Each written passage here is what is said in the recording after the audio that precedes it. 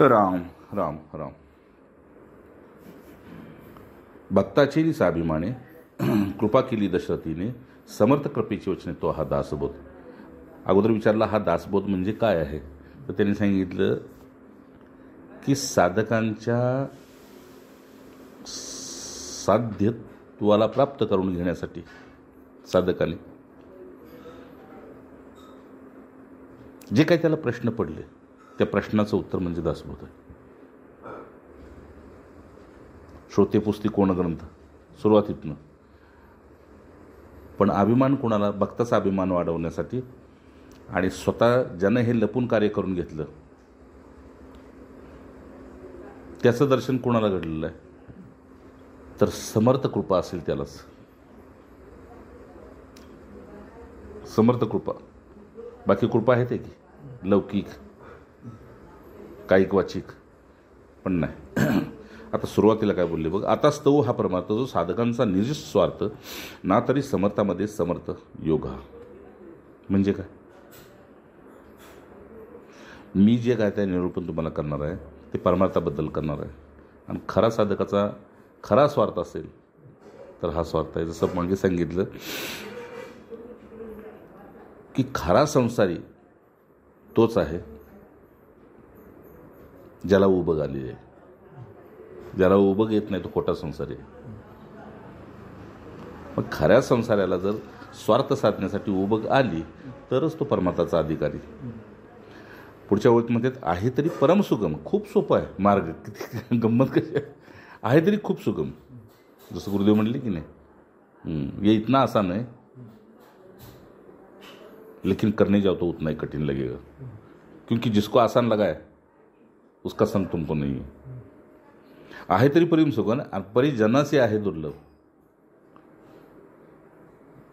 आहे तरी परम सुगम, परिजनाचे आहे दुर्गम. पण लोकांच्यासाठी हे फार अवघड आहे. का? तर लोकांना भौतिक पाहिजे आणि परमार्थ करून भौतिकातलंच पाहिजे. का? जयाचे चुकले वर्म सत्समागमाकडे. त्याचं कारण काय आहे? तर वर्म चुकलं. कसलं वर्म चुकलं? तर रस्ता एकच आहे. रस्ता एकच आहे, पण दिशा बदलली की पंढरपूर, दिशा बदलली की सातारा. रस्ता तर एकच आहे. तसं जायचं आहे तुम्हाला सगळी सर्वाला आनंदाकडंच, पण एक सुखाकडं जाते आहे की नाही. आणि सुखातनं पुन्हा दुःख उगम पावते, एक दुःखाकडे जाते. अधिक सुख सुद्धा त्याला दुःख होतं. पुढं म्हणते नाना साधनाचे उधार हा रोकडा ब्रह्मसाक्षात्कार. काय भाषा आहे हा. नाना साधनांचे उधार. बाकीचे साधनांना जावा की तुम्ही साधनं करत, पण काहीतरी तुम्हाला अजून राहिले असं वाटतं नाही की. म्हणजे आपण कर्ज घेतलं एखाद्याकडून तर मुद्दल दिली तर व्याज राहिले, व्याज दिलं तर मुद्दल राहिले. नाना साधनांचे उधार हा तो रोकडा ब्रह्मसाक्षात्कार. वेदशास्त्री जे सार ते अनुभवाचे. वेदशास्त्राने जे सांगितलं त्याची अनुभूती तुम्हाला येते की नाही ते बघा. आहे तरी चहूकडे परी अनुमात्र दृष्टी न पडे. बघायला गेलं तर देव सर्वत्र आहे. जसं गुरुदेव म्हटले आहे तर सगळ्या शरीरावर चमडं, पण जिभेवर ठेवल्याशिवाय गोड पण लागत नाही. आहे तरी चहूकडे परी अनुमात्र दृष्टी न पडे. उदार परी एकीकडे पाहता दिसेना, उदास परी एकीकडे पाहता दिसेना. आणि जर उप्रती झाली आणि एकाच वाटेने गेलं, नाही याच वाटेने जायचं, परमार्थ करायचं, तर तिथं सुद्धा त्याला ब्रह्मसाक्षात्कार सोडून त्याला काहीतरी सगुणातनंच माईकच भगवंत बघायची इच्छा आहे. मग तिथं बी त्याला उभं येते, तिथं बी तो उदास होतो. नाही भरपूर बहु केला परमार्थ पण काही मिळालं नाही बस. अशी बी भरपूर आहेत. आकाशमार्गी गुप्तपंथ जाणती योगी आहे तो समर्थ. पण हा कसा आहे? हृदयातल्या प्रेमाचा मार्ग आहे. आकाशमार्गी पण गुप्तपंथ आहे आणि प्रेम गुप्त आहे. ते प्रकट करायला गेला की व्यवहार आला. आणि परमार्थात व्यवहाराची काय गरज आहे? पण एका ठिकाणी पूर्ण तेही सांगतात क्रियेविण वाचाळता व्यर्थ आहे. जाणसी योगी आहे समर्थ. पण हा मार्ग सत्पुरुषांच्या संगतीनं म्हणजे पक्व होतो. इतरास हा गुह्यार्थ सहसा न कळे. आणि ह्याचं गुप्त पण त्या पुरुषांच्या शिवाय कळत नाही. मग फक्त कर्मी धर्मी शिनले सारे. मग कुणी अनुष्ठानं करते, कुणी मौन ग्रह करते, कुणी अमुक सेवा करते, कुणी तमुक सेवा करते. पण सेवेचा सारच मुळात असा आहे की जितकं होईल तितकं शक्य तितकं निस्वार्थ व्हायचे, निरपेक्ष व्हायचे. तयास नाही राजभये अथवा नाही अग्निभये. नाही, वरची वगैरे राहिली. साराचे हे निज सार अखंड अक्षय अपार. नेऊन सक्ती तस्कर काही केले, सगळ्याची चोरी होईल. पण तुमच्या प्रेमाची, वैराग्याची, अनुभूतीची कोण चोरी करणार? ते अखंड आहे, अक्षय आहे, अपार आहे. म्हणजे कितीही वेळा तुम्ही ही पृथ्वीवर या, अन्य ह्याच्यात जा, पण ती तुमची निजस्थिती तशीच राहणार आहे. निजसार सांगितलं. तयास नाही राजभय. कोण राजा त्याचं चोरून घेणार आहे का? नाहीच. अथवा नाही अग्निभय. काही जळणार आहे का? नाही. अथवा श्वापद भय. बोलोच नाही. अथवा श्वापद भय. तुम्हाला मारतील एखादं श्वापद, तुमचं ज्ञानानं प्रेम मारेल का? नाहीच. दोन्ही बी राहणार तुमच्यापाशी. आणि परब्रह्म ते हलवेना अथवा ठावही चुकेना. काळांतरी चळेना तेथीचे जेथीचा तेथे. काय गुह्य घातलं? वेदांत घातलं. परब्रह्म ते हलवेना म्हणजे चळेना ढळेना ढळेना अथवा ठावही चुकेना. म्हणजे ठाव चुकेना म्हणजे ठावची साध्य होता साधनेचा ठावच नाही. पुन्हा अशी एक स्थिती होते की त्या आत्मस्थितीमध्ये क्षणामध्ये तो काय पालट करून घेतो.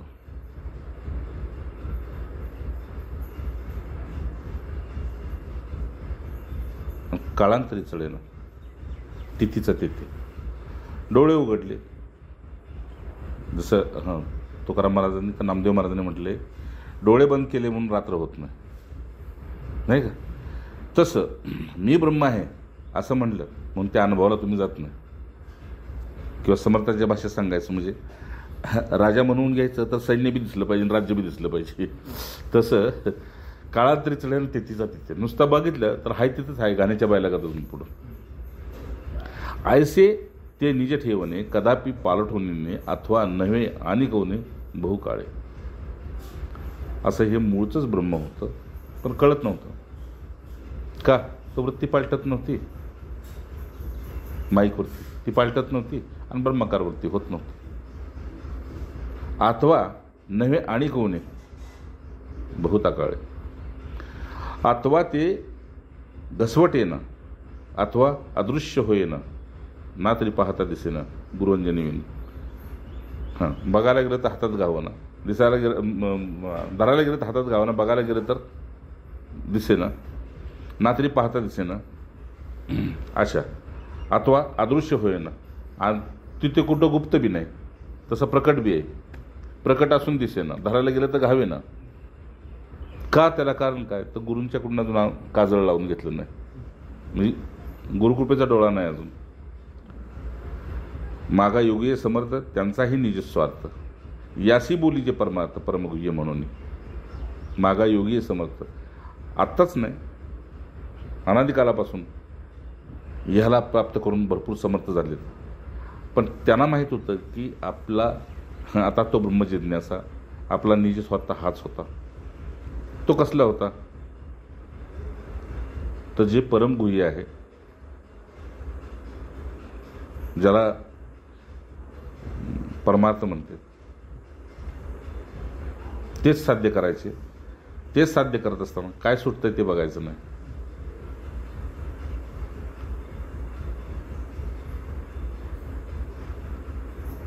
जे ही शोधून पाहिला त्याचे अर्थ सापडला.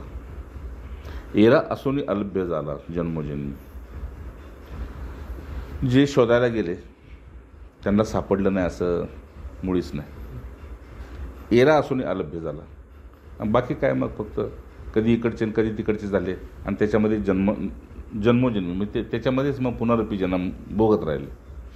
अपूर्वता या परमार्थाची वार्ता नाही जन्ममृत्यूची आणि पदवी सायुज्यतेची सानिध्य लाभे. एवढंच काय, तुम्हाला ज्ञानमार्गाने ज्ञान प्राप्त होतं, भक्तिमार्गाने तुम्हाला भगवंताचा लोक प्राप्त होतो. आणि सगळ्यात महत्त्वाचं काय की ज्या मृत्यू लोकाला जीवानं सत्य मानले त्याच्याशी त्याचा काही संबंध नाही. माया विवेक मावळे सारासार विचार कळे परब्रह्म तेही निवळे अंतर्यामी. काय ओवे, माया विवेक मावळे. जर प्रकाश आहे तर अंधार येणार कुठनं, मी ब्रह्म आहे तर माया असणार कुठनं. सारासार विचार कळे म्हणजे गबाळ वागवत बसत नाही, सारच वागवतो. पंचभूताचे नाही, परब्रह्म ते निवळे अंतर्यामी. आणि मग ते अंतःकरण ज्ञान आणि भक्तीने दोन्हीने भरून जातं. आणि जसं आपण वरून पाहिलं तर गढूळ पाणी थोडंसं असलं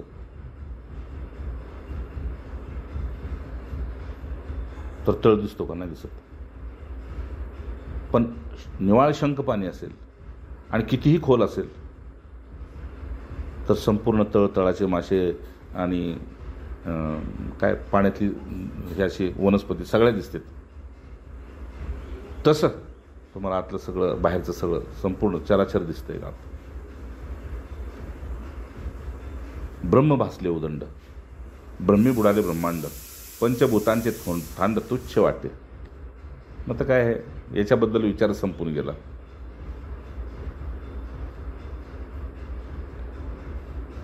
आणि प्रपंच वाटे लटका, माया वाटे लापनिका, शुद्ध आत्मा विवेका अंतर्याला. काय भाषा वापरली. प्रपंच वाटे लटका म्हणजे तो आधी कोणाचा नव्हता, आता पुढे कोणाचा राहणार नाही. लटिका हा संसार वाया एरझार हरविन, आणि माया वाटे लापनिका म्हणजे पुन्हा फिरून ते लापाटपणे तिथंच जाणार. शुद्ध आत्मा विवेकांतर्या. मग अंतःकरणामध्ये पाहिलं तर बाहेर जसा सूर्याचा प्रकाश तसा आत पाहिलं तर आत्मप्रकाश. ब्रह्मस्थिती मानता अंतरी, संदेह गेला ब्रह्मांडा बाहेरी. काय संपूर्ण वेदांतातले श्लोक आहेत. इतिहास ब्रह्मस्थिती बांधता अंतरी, संदेह गेला ब्रह्मांड बाहेरी, दृश्याची जुनी जर्जरी कुहिट झाली. आता हे समोर असून सुद्धा दिसत नाही आणि दिसत असून त्याच्याशी काही घेणं देणं नाही. अशी ही ब्रह्मस्थिती आतमध्ये बांधलेली आहे. आणि बाहेर बघायला गेलं तर दिसतंय त्याच्या पलीकडे नजर आहे. म्हणजे लिंबोणीचं झाड आहे पण झाड नाही बघत, त्याच्या आडचं चंद्र बघतो. अशी एक स्थिती झालेली आहे आता. ऐसा हा परमार्थ, असा आहे परमार्थ. जो करी त्याचा निज स्वार्थ. मग साध्य केलं त्यानं ज्याच्यासाठी आला होता. आता या समर्थाचं समर्थ किती म्हणून म्हणावे. अशा समर्थाचा समर्थ जो झालेला आहे. काय बोलू याच्याबद्दल. मग गप्पच बस का अनुभवा, मी काय बोलू. या परमार्थाकरिता ब्रह्मादिकाशी विश्रामता, योगी पाविती तन्मयता परब्रह्म. हेच प्राप्त करण्यासाठी योगी त्याच्यात तन्मय झाले. आणि ही तिन्ही देवता ज्याच्यात विश्रांती करतात, ब्रह्मादिकाशी विश्रामता, हे तिन्ही देवता ज्याच्यात विश्रांती करतात, ब्रह्मा विष्णू महेश, बस याची बी त्याच्यातच विश्रांती झाली. परमार्थ कळावयास विसावा, सिद्ध साधू महानुभावा.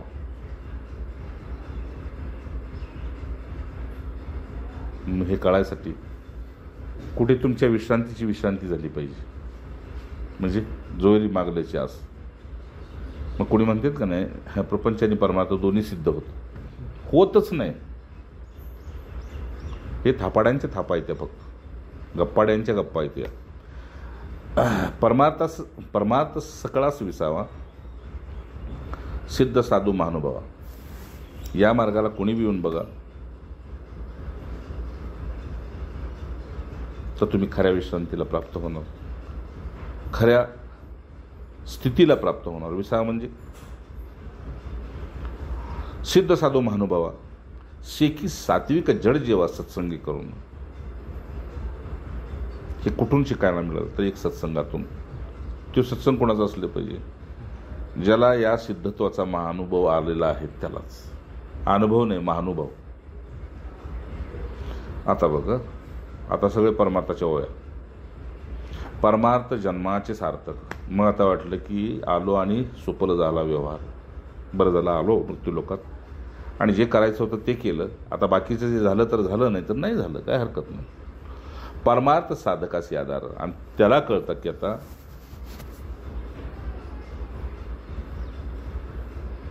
काय होती हां, परमार्थ जन्माचे सार्थक, परमार्थ संसारी तारक. आता कळलं की आपण तर तरलोच, पण संसारातला इच्छुक कोणी असेल तर आपण नक्की त्याचं सार्थक करू शकतो, त्याला बी गती देऊ शकतो. परमार्थ दाखवी परलोक धार्मिक असे. मग ज्याला सनातनी संस्कार प्रिय वाटले, ज्याला दया क्षमा शांती हे धर्मविचार प्रिय वाटले, त्याला सुद्धा हा लोक खोटा दिसला की तो लोक परलोक जो आहे तो सिद्ध लोक वाटतो. परमार्थ तापसाची थार आणि परमार्थ साधकाशी आधार. परमार्थ दाखवी पार भवत सागराचा, परमार्थ तापसांची थार. या मार्गाने लोकांनी साधनेतून तपस्येत प्रवेश केला.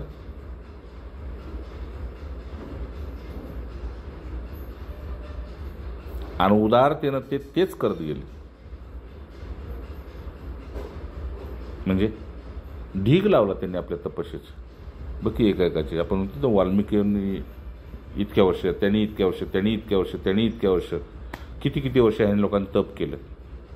म्हणजे देहबुद्धीवर येऊन राहिलेच नाहीत. समोर हजारोंच्यात बसले आणि एका संघ बसले आणि स्वतंत्र बसले तरी आत्मबुद्धीतच बस. परमार्थ साधकाशी आधार. आणि त्या धर्माच्या वाटेने जे साध्य करण्यासाठी त्यांच्याकडे आले त्यांच्यासाठी ते आश्रय झाले. परमार्थ दाखवी पार भवसागराचं. त्यामुळं त्यांनी शेवटी तेच दाखवलं जे स्वतःला पाहायला मिळालं ते त्यांनी दुसऱ्याला दाखवलं. काय आहे पहिलं तीराच्या पलीकडं, असा हा परमार्थ. तो परमार्थ ज्याला प्राप्त झाला तो राज्यधारी. म्हणून परमार्थी तो राज्यधारी आणि परमार्थ नाही तो भिकारी. भिकारी का म्हटलं तर ह्याला किती असलं तरी कमी आणि पळतोयच. आणि परमार्थ करून शेवटी हा मागतोय काय तर नाशिवंतच, म्हणून भिकारीच आहे. या परमार्थाची श्री कोणास द्यावी, अशा शुद्ध परमार्थाची जोड कोणा, उपमा म्हणून कोणाला, परिसाची उपमा कोणाला द्यावी, आकाशाची उपमा कोणाला द्यावी, गायीची उपमा कोणाला द्यावी, गुरूंची उपमा कोणाला द्यावी, हे निरुपम आहे. तसं पण याच्यासाठी बाबा जे काय रोकडं आहे ते मी तुम्हाला आता सांगतो म्हणते. ते रोकडं काय आहे तर अनंत जन्मीचे पुण्य जोडे. इतकं सहज कोणाला मिळालेलं नाही. जन्मोजन्मी आम्ही बहुपुण्य केले, तसं हे अनंत जन्मीचे पुण्य जोडे तरच परमार्थ घडे. मग आता हे पुण्य कसं जोडायचं तर धर्माच्या वाटेने सांगितलं, सत्संगाच्या वाटेने सांगितलं, साधू संगतीने सांगितलं, साधन तपस्येच्या वाटेने सांगितलं, सेवा दान धर्माच्या वाटेने सांगितलं. तरीच जन्मीचे पुण्य, अनंत जन्मीचे पुण्य जोडे तरीच परमार्थकडे. पण मुख्य परमात्मा आतुडे अनुभवासी.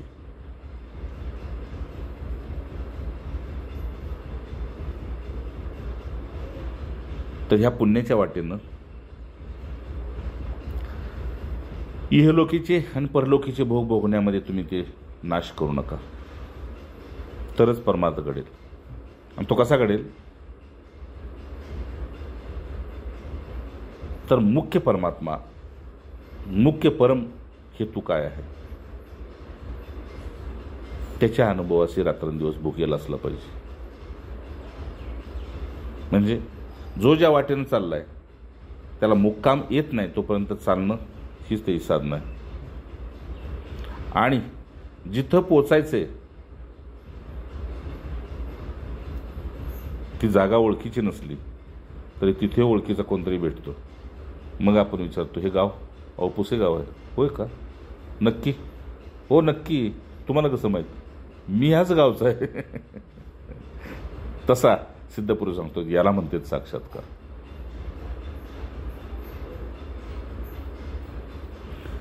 अनंत जन्मीचे पुण्य जोडे तरीच परमार्थ घडे, मुख्य परमात्मा आतोडे अनुभवासी. जेने परमार्थ ओळखीला त्याने जन्म सार्थक केला. येर तो पापी जन्माला कुलक्षया कारणे.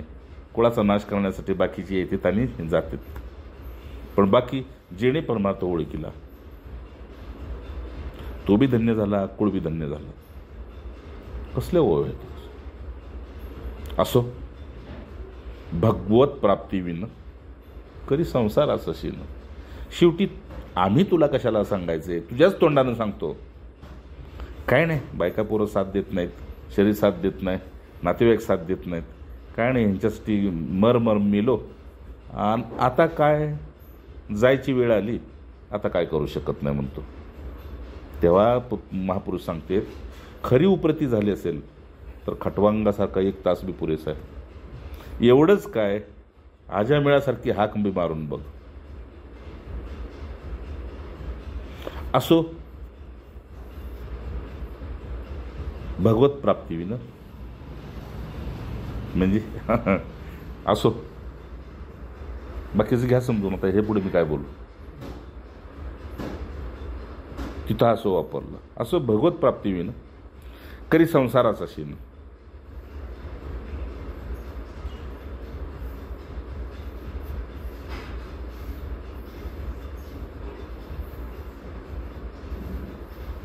त्या मूर्खाचे मूर्खावलोकन करूच नाही.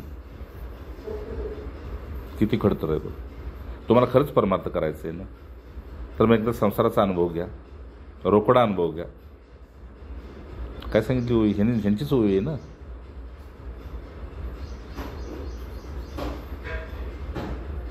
आधी संसार करावा नेटका आणि साधावे परमार्थ विवेका. नेटका म्हणजे लोक म्हणतात नेटानं. नाही, प्रामाणिकपणे तू संसार करून बघ. धर्माच्या वाटेनं, धर्मार्थ काम मोक्ष त्या वाटेनं करून बघ आणि साधावा परमार्थ. मग यात काय नाही असं कळलं की विवेक जागृत होईल. असो भगवत प्राप्ती विना करी संसाराचं. त्या मूर्खाचे मूर्खावलोकन करूच नाही, तसल्याचं तोंड सुद्धा बघू नये. तो किती बी आपल्याला उदार होऊन शानपण करायला आला, द्या घ्यायला आला, तर वरकडा लंडी कोण देईल आमस. ह्यांचं भागत नाही, हे आपल्याला काय देणार आहेत. लंडी शब्द वापरला. असो भल्याने परमार्थी भरावे म्हणून शहाण्यानं ह्या मार्गानं जावं. आपण म्हणतो भला माणूस आहे, तसं भल्याने शब्द कसे वापरले तर कुठले भल्याने परमार्थ भरावे आणि शरीर सार्थक करावे. ते ज्याच्यासाठी आणलं त्यासाठीच वापरावं.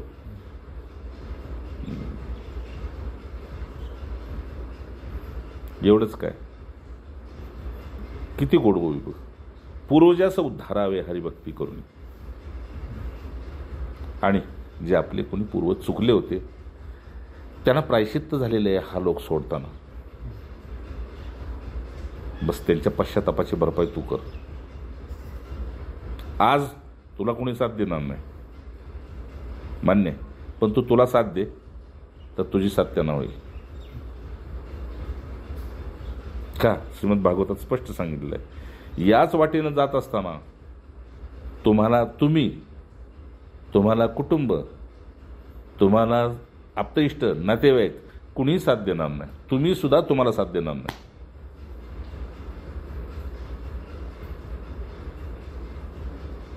म्हणून भाल्याने परमार्थी भरावे, शरीर सार्थक करावे, पूर्वजास उद्धारावे, हरिभक्ती करुणी. इति श्रीमद्दासबोधे गुरुशिष्य संवादे परमार्थ स्तवन नाम समास 9. श्रीराम.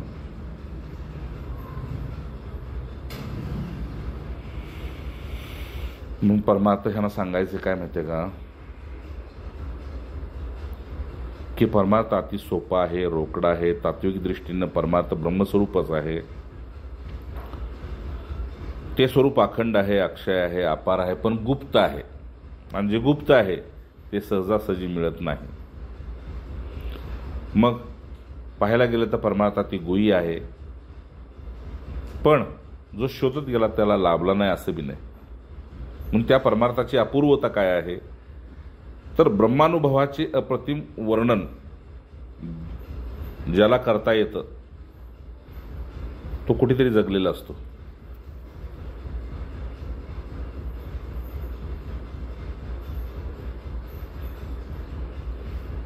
आणि मग त्याची संगती आपल्याला घडली की मग मानवी जीवनातलं परमार्थाचं जे परमस्थान आहे त्याच्यावरच आपला शिक्कामोर्तब होतो. नाही हे सत्य आहे बस. म्हणून शेवटी सार त्यांना एवढंच सांगितलंय, परमार्थ न करणारा तो सरळ सरळ मूर्ख आहे. बाकी व्यवहारी जगतात तुम्हाला किती बी शहाणपण शिकवत असेल पण तो मूर्ख आहे. म्हणून शहाण्याने परमार्थच करावा, दुसरी कुठली वाटच धरू नये. आणि जे कोणी चुकीच्या वाटेने घेऊन जात असतील त्यांचं तोंडच बघू नये. का तर पूर्वज वाट बघतात, कुणीतरी आमच्या कुळात असा हरिभक्त जन्माला यावा. भले तो प्रल्हाद असो, भले तो खटवांग असो, कुणी असो, भगीरथ असो, पण इथल्या चुकीची शिक्षा त्या लोकात आम्ही जी भोगतोय ते त्या लोकांपर्यंत ह्याचा परमार्थ कसा न कसा पोचावा आणि आम्हाला ह्यातून मुक्त करावं. म्हणजे गंमत अशी सांगितली या समर्थाने की जो आता सगुणात आहे तो सुद्धा पार होतो आणि जो शरीर सोडून निर्गुणात गेले ते सुद्धा पार करण्याचं सामर्थ्य आहे. नारायण. बरोबर की नाही?